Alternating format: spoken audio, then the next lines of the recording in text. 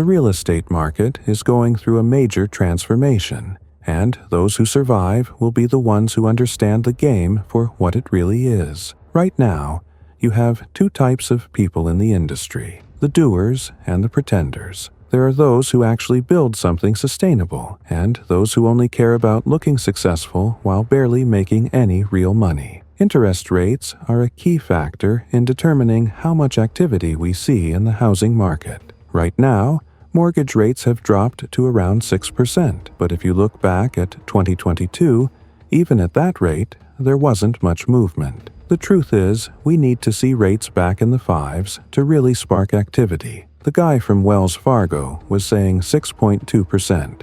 But take a look at the data. 20-year rates are at 5.9%, and VA and 30-year fixed are hovering around 6.2%. We're not in some extreme situation here, but the market still isn't responding the way it needs to. The new commission structure for real estate agents and loan officers is shaking things up. Reports suggest that the total number of agents in the U.S. could drop by 300,000 to 600,000, which means that 60 to 80% of current agents might leave the industry. The reality is, if you can stick around and adapt, the market isn't going anywhere. $1-million homes, $5 million, $10 million, even $500,000 homes. People will always be buying and selling, but the ones who survive will be those who understand cash flow and long-term strategy. Think about what's happened in real estate over the past couple of years. For 28 months, a large percentage of agents weren't making money on selling homes or refinances. That filtered out a lot of people.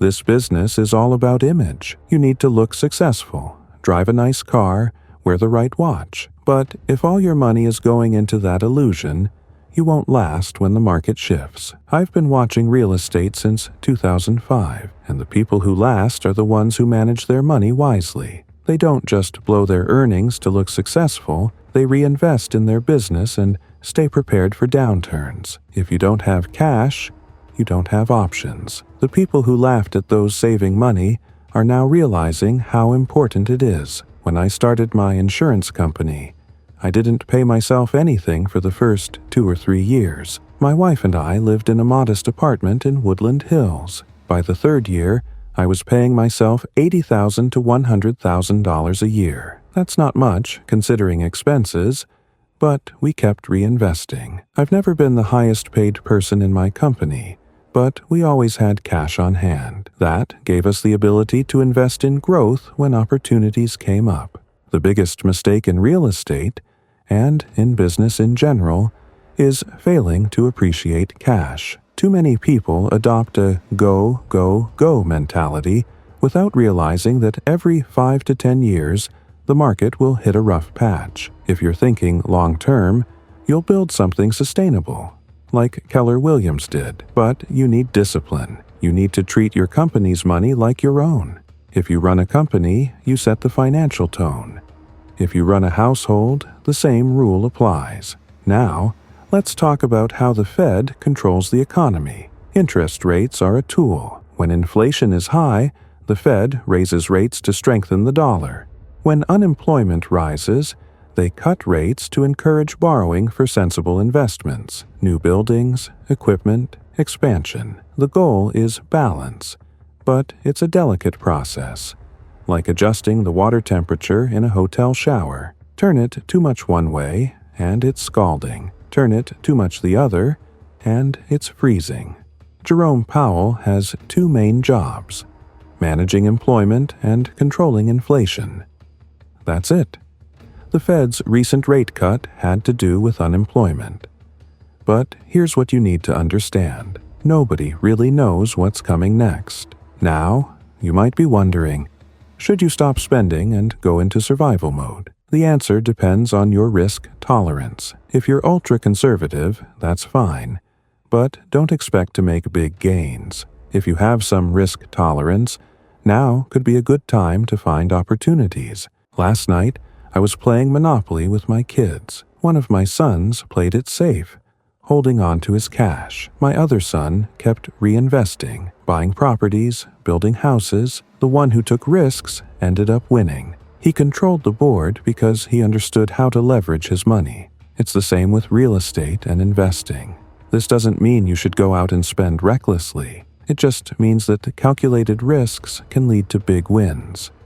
And don't listen to anyone who tells you they know for sure what's going to happen. Soft landing, hard landing, recession, nobody knows. The only thing you can do is stay paranoid enough to be prepared. Everything about wealth is a game of doubling. If you start with $1,000 and double it 9 times, you reach $1 million. If you start with $1 million and double it 10 times, you reach $1 billion. The key is finding those doubling opportunities. That's the game. The question is, where do you find these doubling opportunities? They don't just appear out of nowhere. They come from being in the right position at the right time, from having liquidity when others are struggling, and from understanding the cycles of the market. Right now, we're in a phase where people are either too scared to make a move or too arrogant to believe the market could shift again. That's when the best opportunities arise. If you've positioned yourself correctly, if you have cash, if you've built strong relationships, if you understand what assets are undervalued, you can start making plays that will pay off massively in the next 5 to 10 years. But most people don't think that way. They either chase quick money or get paralyzed by fear. They don't understand that the biggest wealth transfers happen during downturns. That's when assets get discounted. And that's when people who were prepared start accumulating. Look at history. The people who built generational wealth didn't do it by following the crowd. They made their biggest moves when others were running for the exits. Whether it was real estate, stocks, businesses, it didn't matter. The principle was the same. When everyone else was panicking, they were buying. If you're in real estate, you need to think long term. The agents who will still be around in 5 or 10 years aren't necessarily the ones closing the most deals right now. They're the ones who understand how to adapt, how to keep their expenses in check, and how to take advantage of market cycles. It's the same in business. The companies that last are the ones that prioritize financial discipline. They don't just chase revenue, they focus on profitability, cash flow, and reinvesting wisely. They don't expand recklessly, they expand strategically.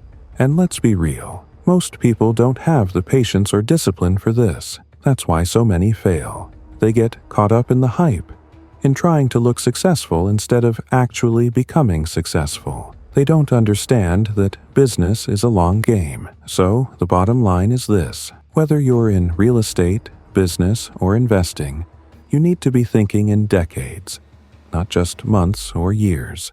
You need to be ready for downturns and see them as opportunities, not disasters. And above all, you need to stay disciplined, because when the market shifts again, and it will, there will be 2 types of people: those who were prepared and those who get wiped out. The choice is yours.